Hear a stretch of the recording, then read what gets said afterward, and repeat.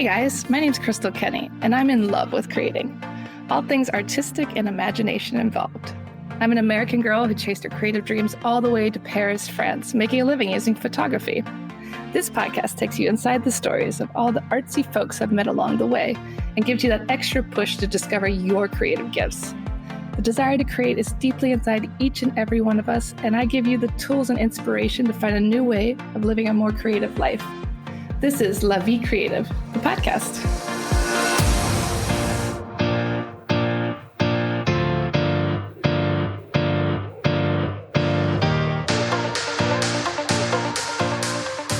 Today we learn all about what it takes to run your very own creative retreats in France. We speak with Kate, who's been here for a very long time, all the way from Canada. She owns a 600-year-old mill, and she's now running creative retreats out of. So we're going to learn all about this and much more. So welcome to the show, Kate. Hi, Crystal. Thanks so much for having me. I was lucky enough to work with you on your new creative project, The Mill. We're going to talk more about that, but I always like to go back to your origin story of what brought you to France. Well, it was way back, I'd say 3 decades ago, and it was just a story of a newlywed sitting on their porch in Toronto, Ontario, Canada, and wondering, were we just going to be newlyweds here on this porch and then not be newlyweds and just go through life together and sit on the same porch? Or we talked about adventures, talked about going somewhere else, and would we do that? And with beers in hand, we flipped a coin, heads Paris, tails San Francisco, and moved 4 weeks later. 4 weeks later, oh my gosh, what an adventure. Yeah, it was. I think my husband was thinking perhaps a couple of years. I, for some reason, knew it was going to be longer and had this dream, perhaps, of being a very frustrated French learner already back then, that I thought if I get pregnant and have babies in France, then they will just automatically be bilingual. And that did kind of happen, right? Well, it did kind of happen. Yeah. So I guess, it did happen. I still have my accent, but the kids don't. Yeah, they're Yeah. perfectly bilingual. They were born and raised. Yes. And every once in a while, that idea to toss a coin comes back into the conversation. I don't know if we'll do it in the same way, but what's really great about that is just, well, why not? What's stopping Exactly. it? Why not? I think that first step is so hard for most people, and it's pretty cool that you guys were brave enough to do that. Yeah, I don't remember thinking I was brave at the time. It was really this pull towards France, and something else, and I didn't know what that was. And honestly, at the time, we had nothing to lose. We had jobs we could leave. Nothing was, written in stone. We did own a house, which we ended up losing all our money on because of interest rates and the move. And when I look back at that now, it seems so dramatic at the time. But now, with with hindsight, I don't even remember the amount we lost. You Yeah, know, your life has changed so much. well, it does, and you move. I mean, that's a very almost. It's a very privileged place to be. But at the time, for two newlyweds, those were our down payment was gone, our house was gone, our investment was gone, and I don't regret it for an instant. I love that. So talk about your life before starting this new project with the mill. You were working on lingerie, you had a shop, you've written books. Tell us more. Yeah, it sounds all very exciting when I listen to it myself. But at that time, it was many of those steps were sort of born out of frustration and moving forward. And I, when you flip a coin at 26 years old and you don't speak the language, nobody in France really wants you, as I discovered trying to get hired, especially without working papers. And through some sort of frustrating first jobs, I discovered that if you start your own company, you would get working papers as a result. And since the goal was to learn to speak French, I thought, well, what better way than learning French than starting a company? I wasn't ready to sit in the front row of Alliance Française anymore and practice. I knew I needed to be on the street, in the street. And it just so happened through an acquaintance that I launched a lingerie accessories company called Soyelle and learned all about the lingerie industry, learned the language, learned how to do accounting in French, learned how to do trade shows, learned how to drive around, make deliveries in Paris. Learned how to listen to get yelled at, even if I didn't necessarily know what it meant. And then from there, that was for 18 years, and it gave me it was certainly before, working from home, but at the time, it was definitely working from home and then working from a warehouse nearby. And then that gave me the time and the space to have a family. Uh, but it was frustrating. If I look back at a lot of it, it was frustrating. At the time, I didn't know it was necessarily as frustrating. I thought a no from a client, and I was a wholesaler. I thought a no was just really, I hadn't found the right way of saying something yet. And then as time goes on, you realize, no, it's not necessarily just me not saying it the right way. There's a certain listening or understanding or struggle going on the other side. And that, innately in France, it's not easy to be an entrepreneur. The banks don't follow you. People pay not on time, etc. So there was all of that included. But again, absolutely no regrets. And as each stage comes on, and the Creative Mill is one of them, I can't imagine doing it having not gone through the other steps. And at each previous step, I thought, well, that's the end game. And then why am I here? And then suddenly the next thing happens like, well, no, that was just the preface for this. I needed to know this before I could do this. And so now I see it much more as this sort of beautiful mosaic of pieces coming together. And like all of us in humanity, take us out, and the picture's not the same. As small as that is, as small as we are, there's so much bigness in what we can create together. And that's really how I feel about the company. And then from the company came the book. And the book is called Paris Undressed, The Secrets of French Lingerie. And that was a 10-year project as well. Learning how to write was not an easy lesson for me, even if I thought I was a good reader and I was an English major at university. Writing is one thing, reading's one thing, writing's another. And then writing about lingerie, a subject that can fall easily into vulgarity. How do you write that line of sensuality and desire when the words themselves already create a lot of conflict for many women? It's very intimate lingerie.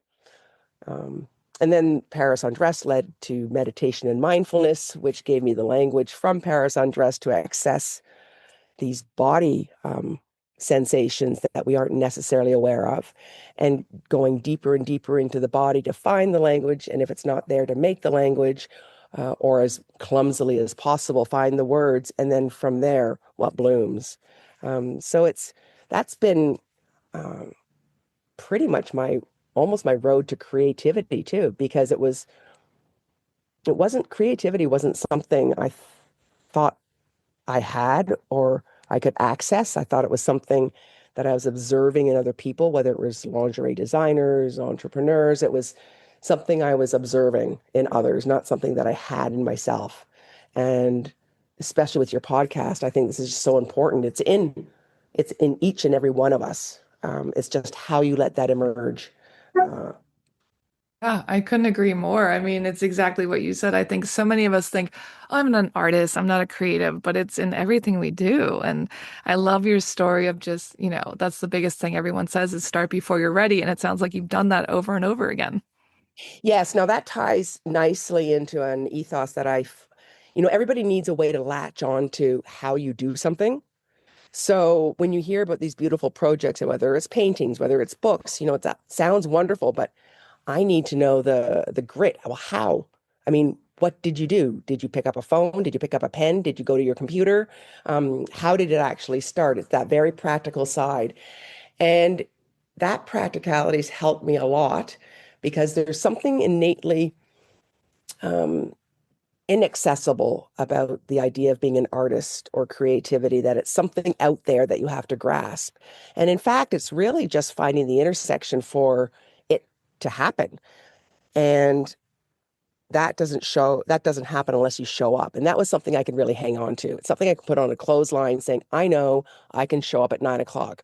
Well, what I'm going to do is another question, but showing up. And that actually, the writing is what actually led me to the more creative components of my life, because something like writer's block I didn't necessarily believe in, but as I'm sitting there deleting, as my kids say, deleting more words than I'm writing, um, I would get up and I had this little arts and crafts table. And I mean, really arts and crafts. We're talking about dollar store paint, some glue. And in the act of keeping my hands busy, I ended up actually finding that zone where a lot of writers talk about, where you end up just writing. I never really had that zone. It was always a struggle. But when I got into the art, time erased. Yeah, And that's so yeah, beautiful. it did. And even I'm there with my little, scraps of paper, painting, and it didn't matter. It came into something like, what's your mark? What's my mark for today? And my mark could be just a vertical, horizontal line, a vertical line, and doesn't matter. It could be a point on a page, and then it goes from there. And in that moment, or those moments that came together in the manual, and I find that part very important in creativity, something happened in the brain that actually also worked through the struggle of a scene, finding the right word, doing something else. If anything, it also calmed me down. So when I got back to the computer and wanted to write something down, I wasn't just already I'd gone from being paralyzed to what now, and it's tied into perfection. What's the word? What am I really looking for? And having this bit of messiness in hands um, was just very freeing, and it felt like a flow. And every time I got up, if I couldn't write, I went over to the art table, came back, and it was just this process that became part of what I did, and it was way more fun. Yeah, it sounds like just getting out of our own heads is like where Um, the flow comes from. Completely, yeah. And again, this, nobody's going to hand you the perfect flow. It's not something that you're just given anyway. It's creating the circumstances in which that can happen. And that anybody can do. And so once I realized it was just that, it became so much simpler. And it took out all that sort of overthinking about, well, I'm not good enough, and who am I to think about this, and who am I to write about that? And you end up just doing something. And the being, and I think of it as the intersection of being and doing. Yeah, I like that, the intersection of being and doing. That's so Yeah, true. yeah, yeah. So talk about your next steps in your career. Talk about this 600-year-old creative mill that you've been living in, and now you're going to start hosting retreats, workshops. What first drew you to the place?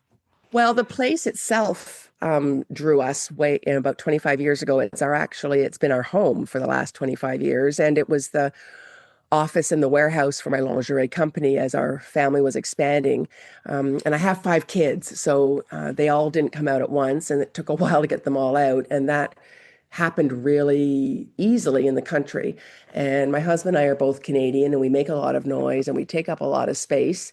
And it just happened that we liked the country after renting for a while. And as my business was expanding, needed more space. And we were renting a house, a warehouse, and an office, and try to group it all together. And so this mill is home, and the office and the warehouse was on the other side. But at the same time, when you're called to pick up a sick kid at school, well, most of the time that's just about helping them tuck into bed and giving them an aspirin or a Doliprane, and then, you know what? You can still go back to work. They're sleeping. And having that access to the office was pivotal. Again, frustrating because I thought I needed a different office, a place to go to. And over time, I realized, no, this is where I can do everything and in the order that works best for me right now, right today. So the mill has held us. The kids now are between 20 and 22 and 32. And the mill has hosted um, Syrian families, au pairs. It's been the office where people from the exterior come in. The mill has 600 years of history before we came. We're just like speckles in its history. And so I really think of it as a gift to be able to live in its walls, or out inside and outside of its walls. And the mill is best shared. And because my office was there, it's always been a place where people have come. I've done retreats. I wouldn't say so much as retreats, but people have naturally gathered to come and do something creative. And we knew that the place held people really well. And so this all came about because although the mill is beautiful, it did need some renovations aesthetically once the kids all left. And we decided to renovate it in a way that could welcome our expanding family, whatever that might look like.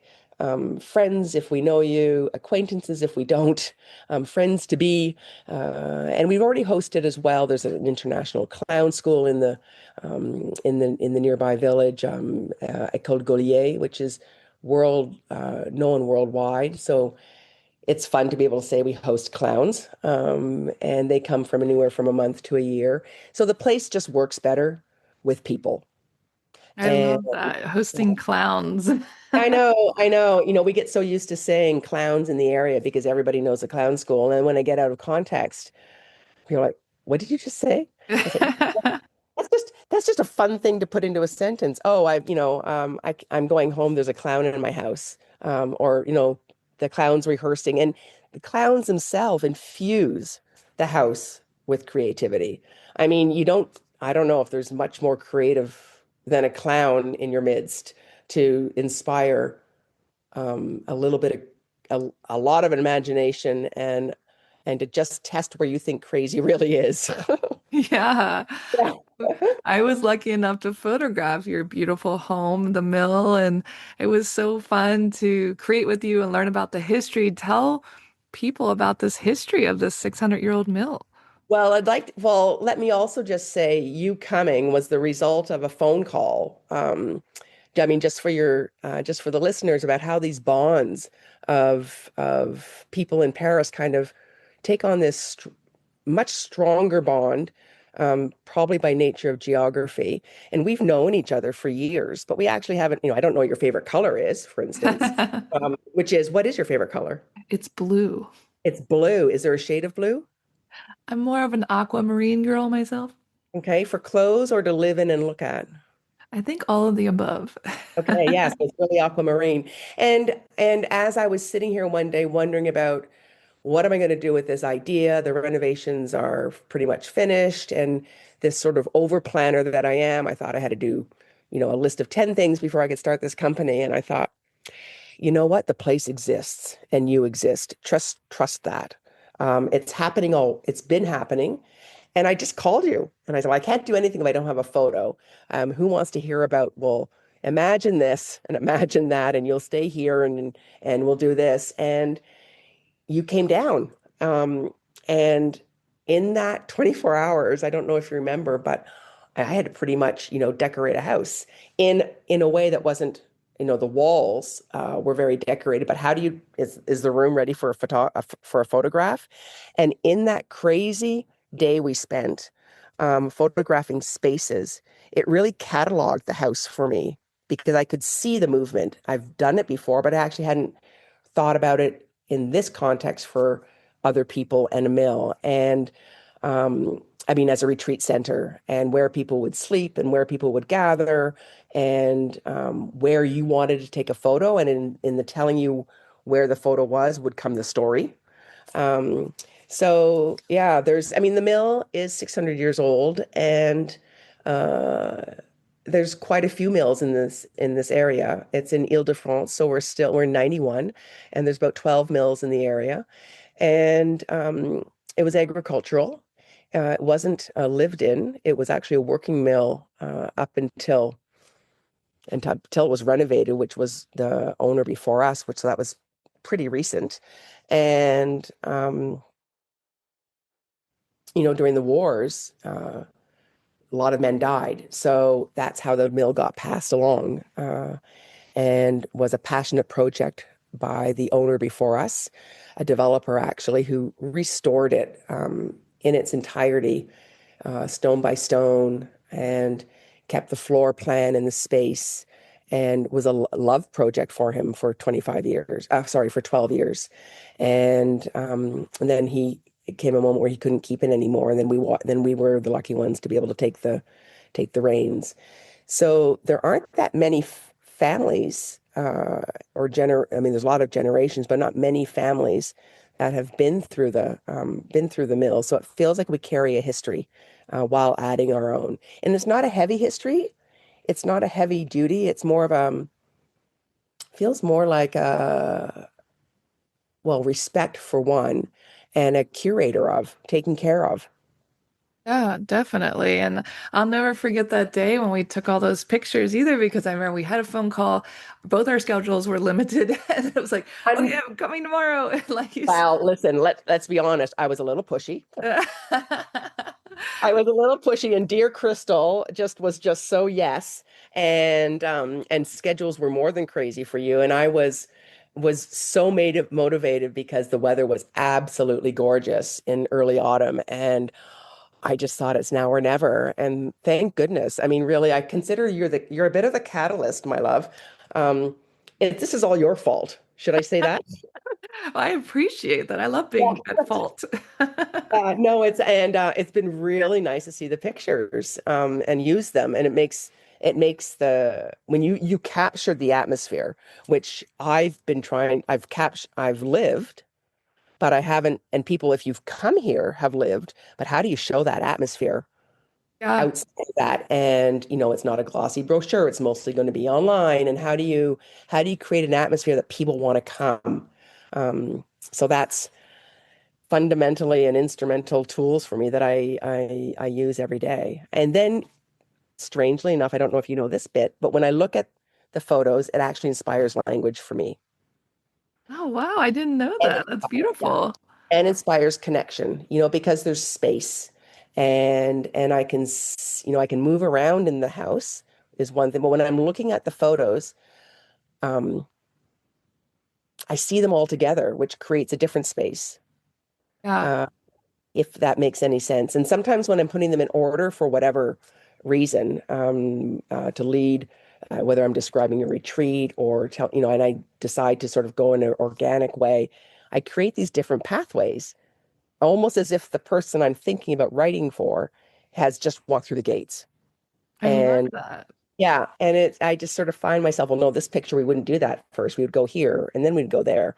Um, and then, of course, the people can decide whatever they want to do. But if as the invitation, it's like, no, I think this is the chemin that people are going to take. Yeah, the place is incredible. It's huge. It's so Yeah. big. I mean, you had all your children there, you had you there, and now they're all grown up and they're out, and it's just such a perfect space for people to stay. It's so peaceful. We even had like a little yoga room set up. We had like an art room. I mean, you just hear running water literally because it's a mill, so it's just Yeah, the gorgeous. tower and the river's not very large in any way. And I'm Canadian. I grew up on Great Lakes. So a river to me is not that impressive when somebody says there's water on the property. I'm like, uh-huh. That's not Lake Ontario. That's, but you open that door to the river and the power and the noise or depending where I am in the house, music, it's not background horrible. It's the sense of Mother Nature force on the ground floor when we open up the doors. But then in the windows upstairs or out on the side, it's just this flow of water that you hear. And that just helps creativity. Your mind, you're in nature, and nature is you're imbued with it. It's infusing around you. I don't even know if I've used those words the right way. I always get things mixed up. But anyway, nature's around you, in you and out, and you don't even know that you're paying attention, but you are because you're drawn in. Yeah. And I like that a lot. It's Yeah. not like, okay, here I am in nature, now appreciate it. Uh, Yeah. You're literally like sitting in it, like the river's running underneath you. Completely. Yeah. Yeah. And sound as a sense for me is a good one because it feels a slightly more, you don't have to do, well, you don't have to do anything for the senses, but it's easier for me to cap that one Yeah. first Yeah. and then go from there into the other ones. And maybe smell, but less so. No, sound is an important one. And sound, the sound of nature, and as cliche as it sounds, the sounds of silence, is a beautiful melody. Yeah, I couldn't agree more, especially when it comes to writing. Like, I need silence. I know some writers are like in a cafe or whatever, and like, but water's okay, but silence and just it changes. I can even feel it when I leave Paris. Like my whole body just relaxes, and you don't realize how tense you are all the time. Yeah, you let go a little bit. The shoulders drop a bit. The jaw loosens up. So true. So talk Yeah. about the future. What's going on? What are some of the retreats you're planning? Yeah, well, it's we've kicked it off, and again, we kicked it off in typical sort of the almost the way I called you. It's just like, well, why wait? Let's do one, and we did a pilot one in November called Respire and Inspire. So Respire is breathing and inspire, and it was a yoga weekend, co-hosted with a yoga mindfulness instructor in Paris, Sarah McNabb. And again, we just said, let's do it. And got together six women. We were six in total. And it was a combination of yoga in the morning, yoga in the evening, creative ateliers in my studio, lots of community time, which we didn't necessarily expect to be something that people might want. But this group of women did. And interestingly enough, and I don't know if this is, uh, when you think of retreats, you almost think of abstinence. There's no liquor, there's no, the diet's really restrained. You sort of take away you peel back the onions, about the onion layer. And for this retreat, turns out that wine was really important. I don't know if it was important, but it was an integral component for this group. And it was an unexpected. I sort of, again, had this idea of what a retreat should be with all its sort of soft boundaries, etc. But a very sort of, I thought, kind of very clean and épuré and quiet. Well, it was during the day. And then, 1 o'clock happened. And then it turned into a different environment, and in all its elegance and chat. But women, we wanted to talk. We had been through these moments during the day, shared experiences, and now this was just another part of it, and this community aspect, which happens when what it's like when the moment you leave home, it's different already. There's nothing stopping us from having these conversations where we are, but something happens when you go somewhere else and have them. Uh, Yeah. you Yeah, leave, people are hungry for connection. yeah, and you leave the daily stuff on pause. It just stays behind the door you close in Paris or wherever you're coming from, and you come to where you are. The other thing we did, which turned out to be an integral part of, and will be and is an integral part of our retreats, is that they're actually phone free. So we have a bit of a ceremony at the beginning where the phones come, and try telling adults that they have to put their phones away.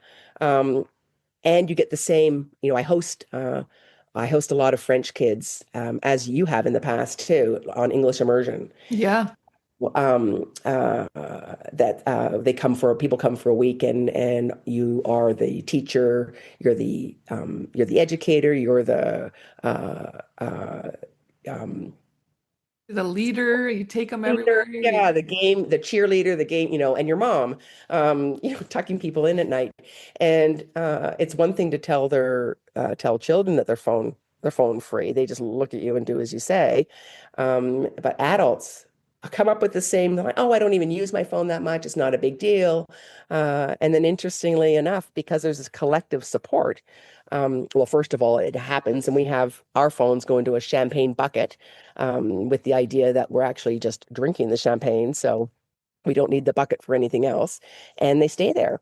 And I'm an emergency contact if people need to get hold of anybody. And it was a transformational weekend for all the participants.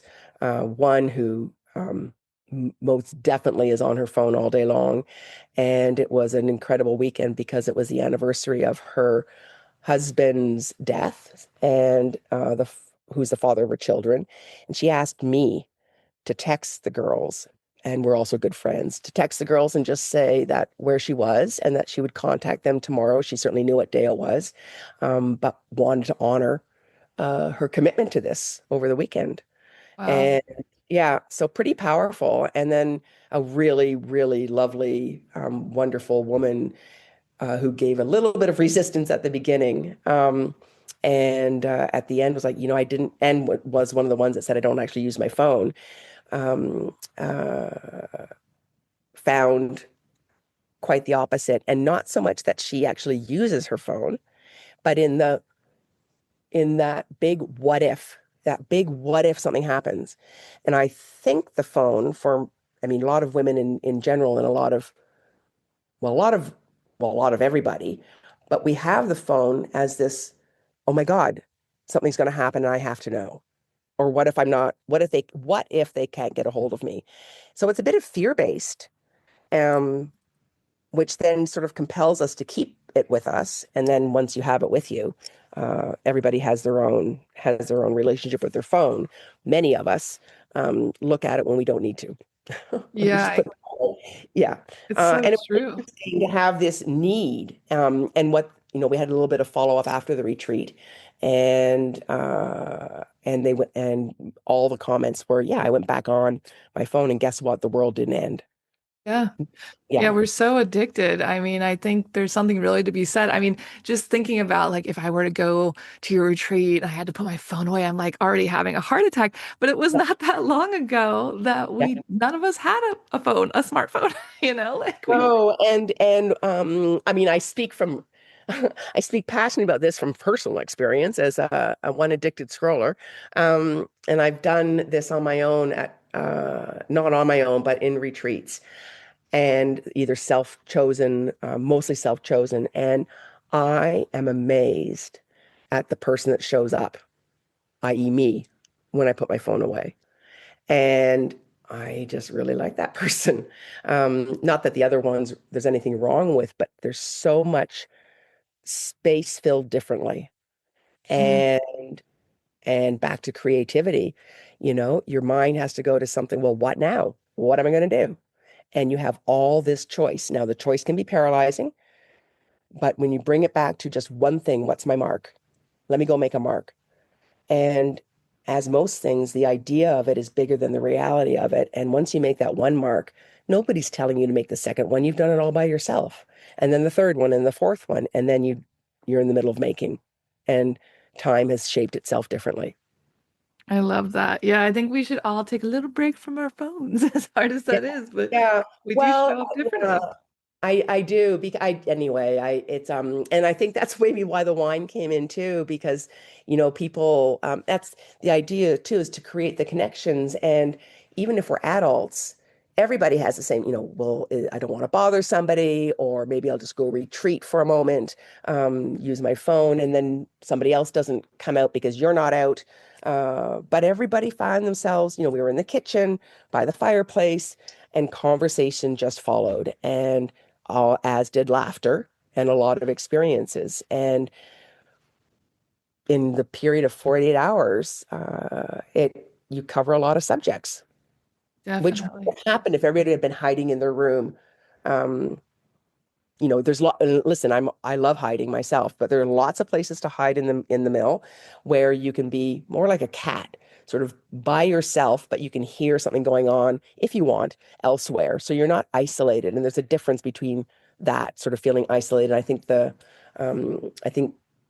creativity, uh, and that, well, I know that creativity has helped for me when I'm doing it with somebody else, or there's a structure to do it, or if I've set a time. Yeah, And definitely. yeah, Yeah, I I think mean, it's important to like collaborations and like yeah, making time and taking away distractions. So these are yeah, all things you or let somebody else do the heavy lifting and take away the distractions. I know when I have some sort of, I wouldn't say it's an artist date, but creative dates with some people in the area, and yeah, we all show up differently when you've got somebody beside you. And we've done co-writing retreats where we're just sitting in the same room, all of us writing. And this started a while ago, well before phones were even a problem. But at the same time, we had already then decided that there weren't any phones in the room, so that the other writers wouldn't be distracted by a beep or somebody calling or somebody saying, "Excuse me, I really need to get this." It was just phones were outside. And then that space inside where we all were writing, and we did it for pockets of time, and people could come and go if they wanted to make a cup of tea in the area in the room or not. But you're going to get to task. I show up differently when there's somebody sitting across from me or beside me. I'm just not going to go on a Netflix, or I'm not going to go on to whatever website or distraction of the day du jour is there. You end up being elevated by the people around you, and it's helping the heavy lifting of all that burden of trying to get to the making spot.